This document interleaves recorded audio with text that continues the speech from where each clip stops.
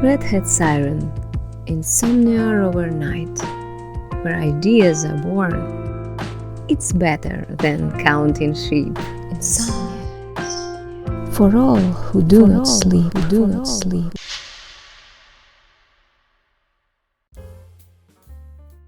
Bad vision. You know, I've had poor eyesight my whole life. I think my father decided that for me. It seems his family tree is completely adorned with glasses, all the way back to the 7th generation. So, sometimes I find myself in ridiculous situations. For instance, I can spot mind-blowing views in unexpected places. One day, I was riding a bus and looking out the window. A fantastically marvelous landscape unfolded in front of me. I saw a clear blue sky and a golden wheat field stretching to the horizon. It was so wonderful that I decided to share it with my seatmate. "Look!" I exclaimed, nudging him in the side with my elbow. "Isn't this indescribably beautiful?" The seatmate looked out the window and then at me, very surprised. Just at that moment, the yellow-blue fence ended and grey houses appeared. I kept a poker face as if admiring the fences was part of my daily entertainment. And if only it had happened just once. The second time I admired a fence was in one of the parks. It seemed to me like a grey river flowing in front of the benches, and I was about to sit on one of them and meditate on the beautiful view, when suddenly I noticed the river ended in the middle of the alley with a straight, unwaveringly perpendicular line. And for some reason the same even iron folds were sticking out from the river, which I hadn't noticed before.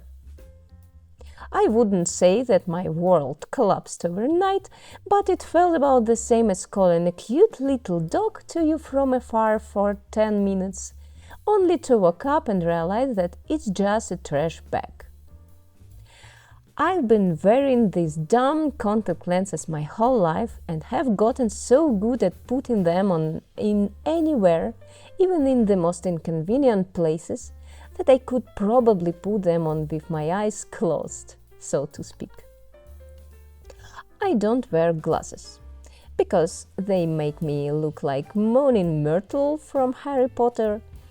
One day I finally had laser eye surgery, but before that, I wasn't allowed to wear contact lenses for a whole month and was forced to wear glasses. But my reluctance to turn into Myrtle was stronger than the reluctance to bump into small objects or end up in awkward situations. So I'd hop on the bus I needed at the very last moment when I could make out the bus number. I was generously pouring tea for my guests, including on the floor, because I couldn't see the edges of the cups. I greeted the wrong people and I ignored the right ones. I confused women with men until they opened their mouths, and I became very good at squinting. My world pleasantly floated in a transparent fog with silhouettes of letters and people. And then I had the surgery. Oh, if you knew what I had to go through. First, the doctor welded my detached retina back. Yeah, he welded it. It actually felt like he was using a welding machine on my eyes. I wondered why he wasn't wearing a special mask. I saw sparks and it hurt. But that was just the beginning. A month later, I had another surgery to correct my vision, and it felt even worse. Just imagine, they open your eye with metal thing and shine a red light there for about an eternity. It didn't hurt. It was worse. Worse than being at the dentist with your mouth wide open. Turns out we need to close our eyes more often than our mouths. Some people never shut their mouths at all and live just fine, unlike those who are forced to listen to them constantly. But try holding your eye open with your hands and not blinking. That's refined Chinese torture, isn't that? And in the clinic, they called it surgery. And they made me to pay for it.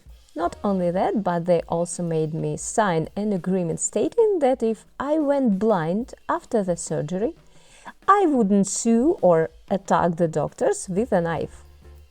Well, that is, I have to agree in advance that after all this, I might end up with the exact opposite of the result I want and would still have to smile politely at the doctors whose faces I wouldn't even be able to see. There was a girl in our ward who, after the operation, briefly lost her sight completely. Oh my God, how she screamed!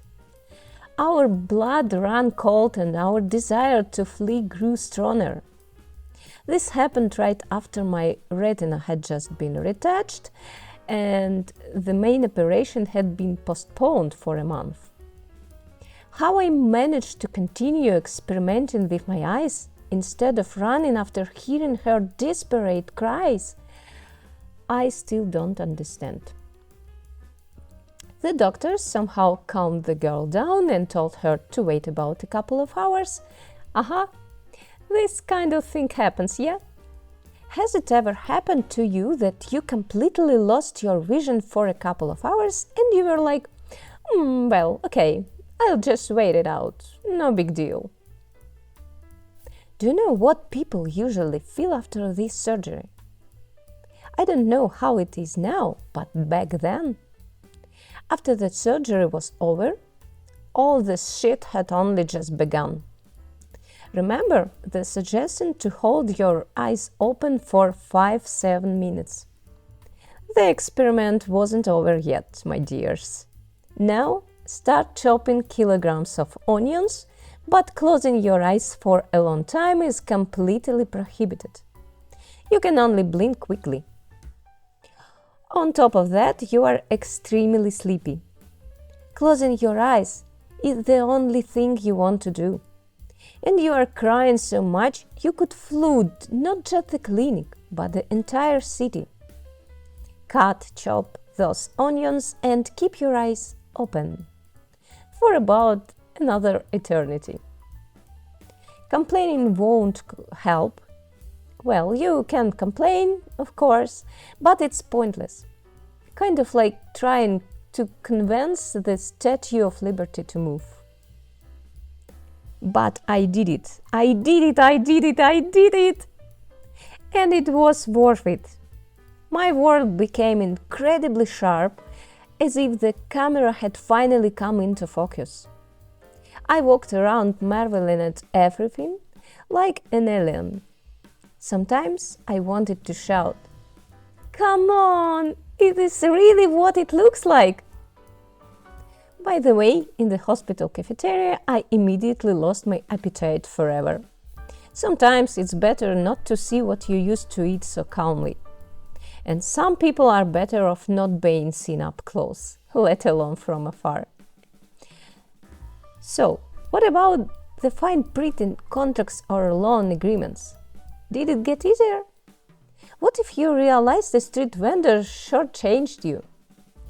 The fact that you have good vision now doesn't add muscles or confidence.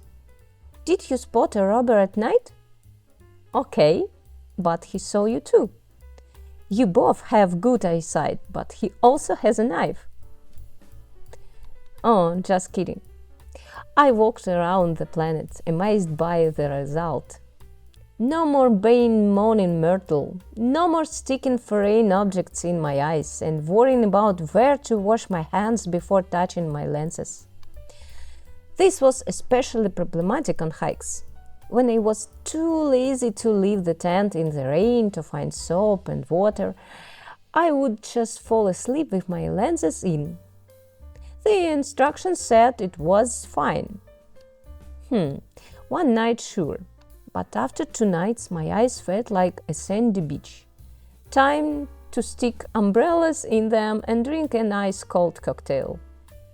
They swelled, itched, and clearly wanted to escape from their careless, lazy owner. I lived 10 happy years with normal vision, and then it started to deteriorate again because genetics combined with daily computer work can turn any living creature into a mole. It hasn't gotten as bad as before, but now I'm back to talking to blurry spots instead of people when I'm not wearing my lenses, which, if you remember, I can put in even with my eyes closed. Hi everyone, I'm Red Hat Siren and I improve my English with my podcast. Some of these stories are true from my life, but not always. And you can check my English and correct me in the comments. I would be happy. See you next time.